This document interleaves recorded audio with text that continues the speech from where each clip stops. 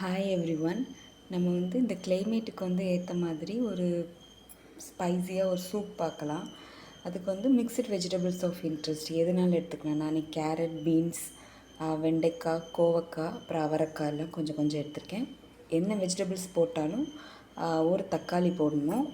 கூடவே 2 டம்ளர் தண்ணி ஊற்றிக்கிறேன். This is for 3 people.